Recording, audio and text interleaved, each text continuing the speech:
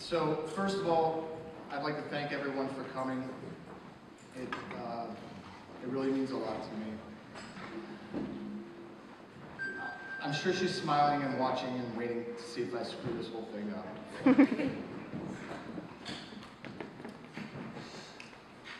On February 3rd, 2013, I would make what I thought at the time was a bad decision. It was 11 p.m. on Super Bowl Sunday. I had to work at 6 the next morning. Yet here I was, on my way to a bar to have a few drinks before going home. Walking through the parking lot, I noticed this girl getting out of a white Trailblazer. She was wearing a mustard yellow pea coat. One side of her hair was completely shaved. The other side was about 8 inches long with a bright red streak. She talked to Jared for a minute and then sat a few seats down from us. I asked Jared who she was, and he said, "That's Cassie," as if I should know. I ordered a round of drinks and told the bartender, "Get Hairdo down there one too." She said, "What did you call me?" I said, "Hairdo," and she laughed. When I saw that smile and I heard that laugh, I instantly wanted it to happen again. We talked through the night and seemed to zone everyone out. I left that bar obsessed. On the way home, I realized that I never asked her for her phone number. I didn't even know her last name. Over the next week and a half, this girl that I had never seen before was suddenly everywhere. Our first real date was a dinner at her house. Her living room was right out of a magazine. Eclectic furniture, beautiful rugs, pictures and paintings on the walls, an acoustic guitar sat in the corner. I walked into the kitchen to put my beer in the refrigerator, but there was no refrigerator. Instead, there was a blue cooler full of Bud Lights and condiments.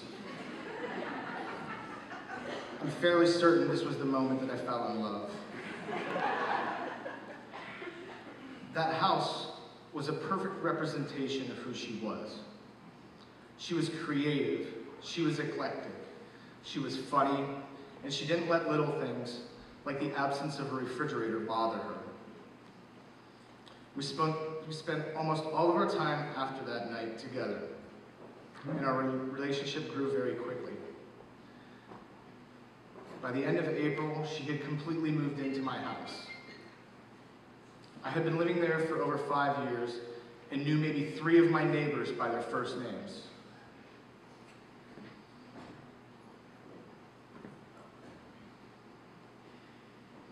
Over the next 8 years, she would create relationships with almost everyone on our street. She could have a conversation with anyone. She was magnetic. When you talked to her, she actually listened to what you were saying. Whatever the conversation was about, she could provide exactly what you needed. She could be concerned, she could be happy for you, she could be funny, she could be mad, she could offer advice, or she could just sit there and listen. What an organic gift to have, to make people feel good just by talking to them.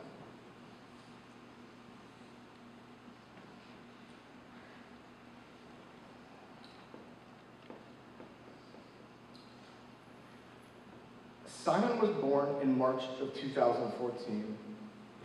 A short 15 months later, Otto was born. We were now a family, and Cassie was the glue that held it all together. It's no secret that our boys were wild, and at times our house was complete chaos. The boys would sometimes empty their dresser drawers, searching for the right clothes so they could dress as their favorite characters. Sonic and Tails, the Mario Brothers, Woody and Buzz, to name a few.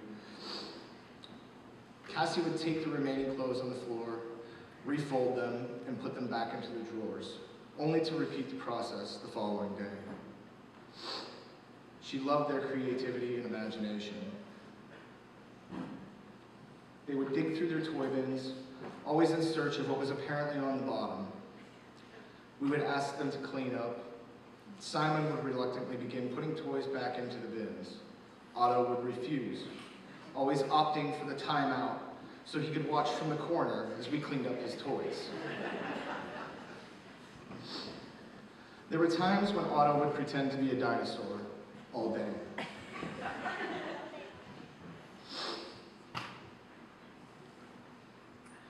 He wouldn't speak. He would roar. If he needed something, he would point and roar.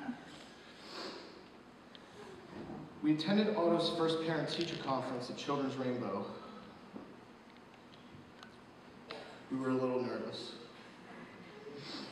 His teacher would tell us how great he was at identifying body parts and colors. She said he had great motor skills. She also told us that he refused to sit in circle time if he had to sit next to a girl.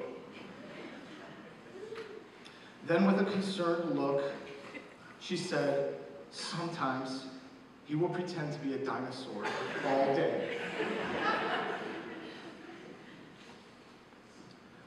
I used to think Otto was a lot like me, because he was wild and not a very good listener.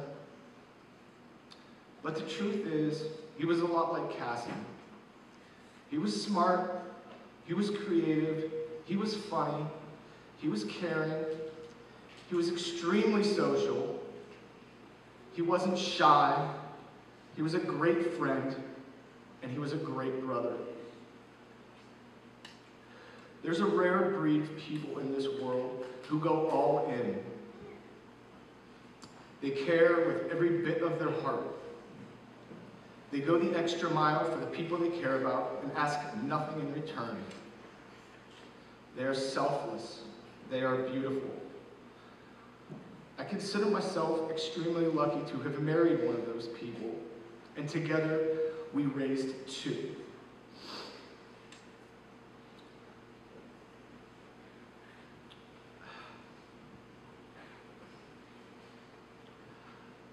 That's actually the end, but I'm trying to figure out how I transition from that.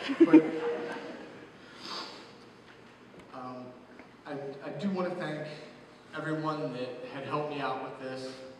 Stephanie, Megan, Lisa, Holly, Kelly, Melissa, Greg, I don't know who else am I forgetting? Casey. Katie.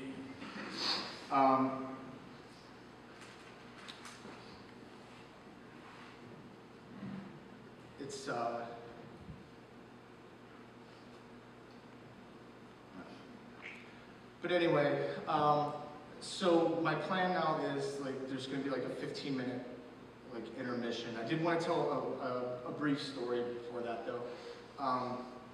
So we went to Ithaca one time to see a band that we really enjoyed, Wolf Parade. When we were searching for places to stay, Cassie found on Airbnb a 1960s yacht sailboat that we could stay on. We were just like, whatever. It was $60 a night, and then you had to shower in this prison shower marine type thing. It was really a great trip. And then when we got to the show, it was a very small venue. We had never been there before. It was this just really cool, tiny venue. And as we were sitting there, the band was kind of setting up, and I could see Dan and Spencer and Arlen and all these guys kind of milling around, and I'm like, I think I'm going to be able to talk to them. I'm like, I think I'm going to be able to say something to them. And,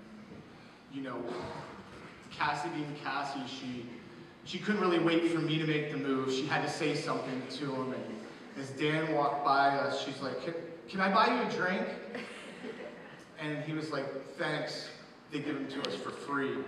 And I thought at that moment, I'm like, Cassie, you ruined it. You ruined it. There's no way he's going to talk to us now. He thinks we're idiots. So we stayed for the show. The show was great.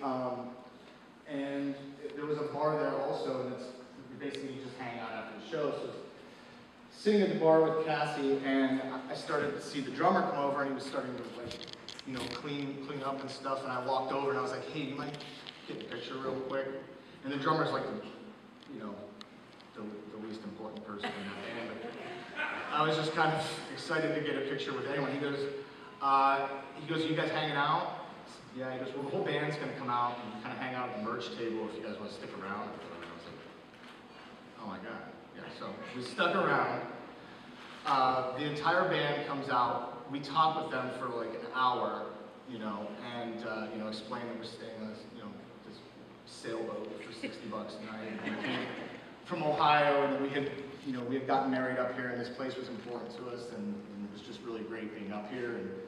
And left there, you know, just like, wow, what a great experience that was, you know, to have like a real conversation with these guys. And Dan was like, "Are you gonna go to the show in Columbus?" And you know, I wanted to, but it was like a Thursday night, and you know, the kids were like babies and times, so I can't go to Columbus on Thursday.